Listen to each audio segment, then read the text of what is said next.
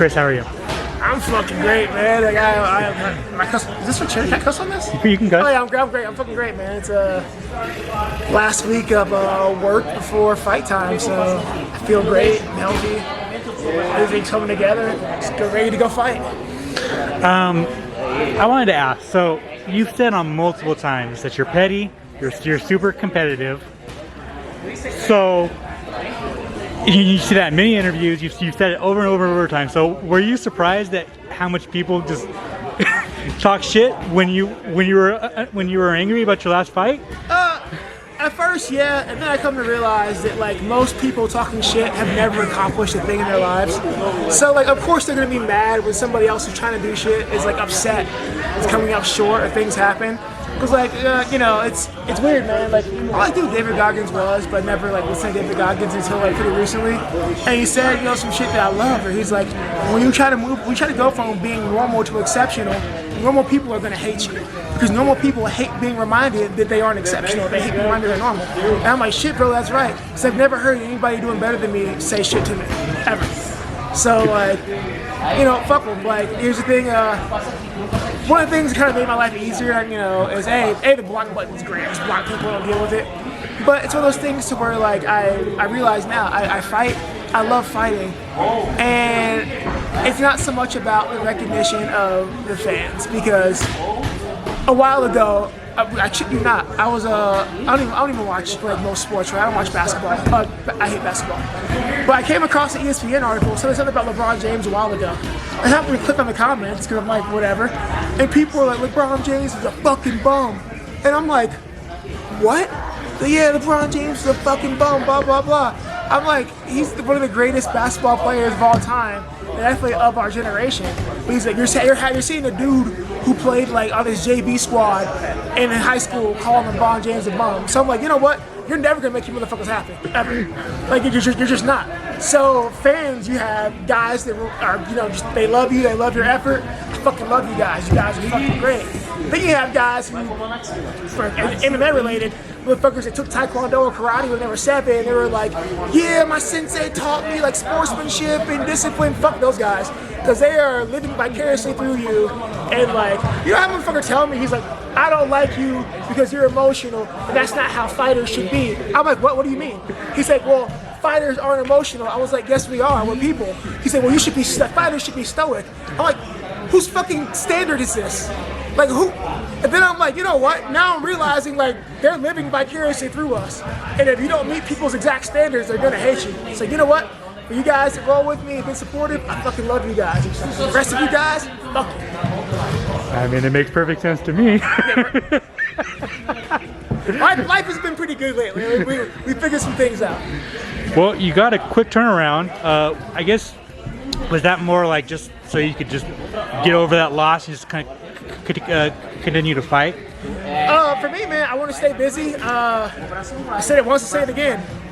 I beat Kelvin Gastelum. The only guy I beat in that building that night was Kelvin Gastelum. I got my ass kicked by the ref and the judges apparently, but I beat Kelvin. Kelvin knows I beat Kelvin, and most other people know I beat Kelvin. Like winning off of some like weird shit isn't winning, and like whatever. Like listen to after the fight, his team's talking to him like, we gave it the college try, we're back, we'll get it. That's not shit your team says when you won. Like, so whatever. Like Kelvin's the only guy in the room I beat that night.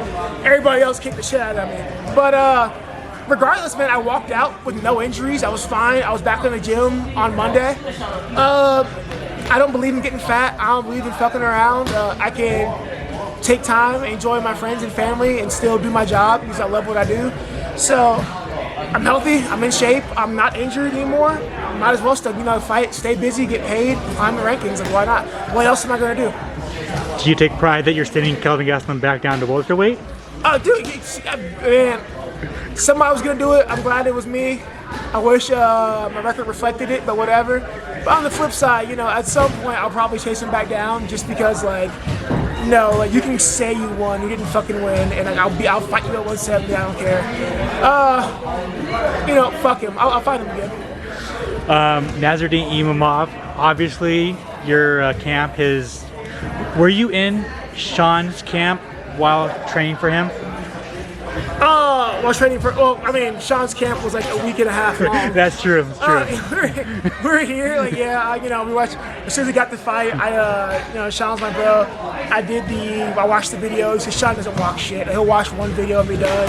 So I did the homework. I did everything. I looked into it. I was part of that. I was in his corner. So for that week and a half, yeah, man, we studied Imavov. Yeah, I wasn't much of a look for him as I'm 5'10", but I definitely did the research. So what are your thoughts on the matchup? It's fun, man. Imavov's kind of a weird one, man. There are times where he wants to stand and fight, which is like, I respect. And then there's also times he wants to run around and have like a weird point fighting match. But it's whatever, man. I respect Imavov. I think at the end of the day, he's gonna run around and try to be pretty because that's what the French do, like that gym. Like Cyril's the same way. But I think when I come out to fight, I think he'll man up. He'll be a man. He'll sit down and he'll fight. And from what I've seen, the fans aren't super happy about this card and just how they shaped up. So I'm like, fuck, guys. I can't change the card, but I'm gonna do my part to try to come out here and just have an epic battle of all time. I think him and I will be a man and come out and do it too. So let's go fucking man dance. Let's do it. Nick Sig is looking to go 3-0 against the French. Extreme Couture is looking to go 3-0 I against can't be the one that loses. Fuck yeah. I can't. I'm already like, I have already dropped the ball here. Like, I cannot continue to do this. But yeah, so I don't want to be the one to lose to go drop the first to the French. So I fucking refuse, man. Like, It's kind of a thing like where most fighters, they'll stand with you and then they feel your power and then they start to wrestle. Do you feel like that's going to happen? It always does, and no one's been successful yet. Ivanov is definitely a guy who, when he gets pressured, he will go to wrestle. That's fine. I don't think he can take me down. If he does, I don't think he can hold me down. He manages to hold me down. I know for damn sure he can't submit me. He's not going to finish me. So it's fine. If he wants to have a wrestling match, I don't really think the French wrestle, honestly. So yeah, let's fucking do it. We'll do that too. At the end of the day, I'm going to hit you. Like, my entire goal is we're going to hit you. I'm going to put hands on you. We spent the last 2 camps working on putting hands on people, fixing things. Going to 85 required me to make some style adjustments because of my height and size, my reach. And I think it's all coming together. It's coming together great. We fixed a couple holes. There's stuff going on. So fuck it, I'm coming to fight. If you want to wrestle, we're going to wrestle. That's fine. But I'm going to get up. I'm going to keep hitting the shit out of you. At the end of the day, June 10th, UFC 289, how do you get your hand raised? Hopefully like Chris Curtis by bloodbath, but fuck it, we'll take it however we get it. But you guys know me. At the end of the day, I just want to have a war, man. I love wars. I want to have a war. I fucking love it.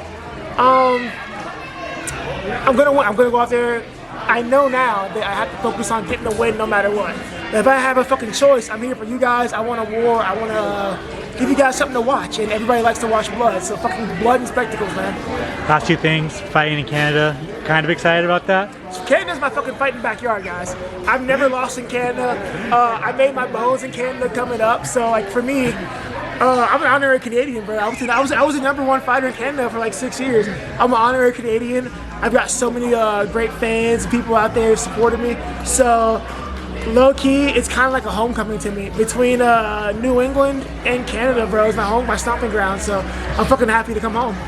Finally, are you gonna dread your hair? This is just how my hair is. Like, it's not, I literally wake up like this. Like, it's just, people are like, oh, I'm like, bro, I just don't take care of my hair. Like, I just don't, I wash it every day. It's about it. I don't, like, comb it. So, we'll cut it this week and however fucking, so I want to blow it. I want to do like a blowout. I had a blowout for a while, but my girlfriend's like, don't fucking do that. But I want to have, like, a pompadour. So, we'll see. If I can find a Canadian hairdresser by the hotel, I'll get a blowout, like, have it flat iron and a pompadour. We'll see.